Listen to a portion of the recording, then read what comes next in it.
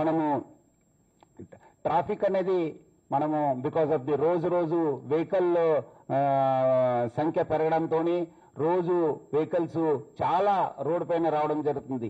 ఈ మధ్యలో కూడా జిఎస్టీ తగ్గిన తర్వాత there is a deep increase of the sales of vehicles. దాని తోడుగా అంతకుముందు కూడా చాలా వెహికల్స్ రోడ్ పైన ఉండడం జరిగింది.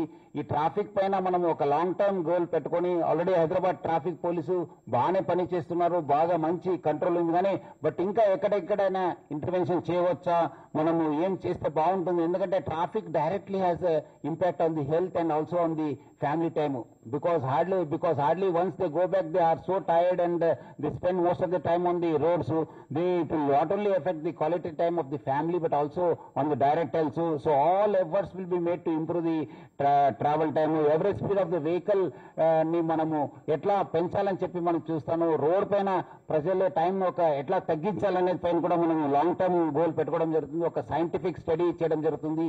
ఆల్రెడీ మన గూగుల్ వాళ్ళతో కూడా మనకు ఒప్పందం ఉందని చెప్పి తెలిసింది. డెఫినెట్లీ దాన్ని ఎట్లా ముందు తీసుకెళ్లాలని చెప్పి మనము చూస్తాము.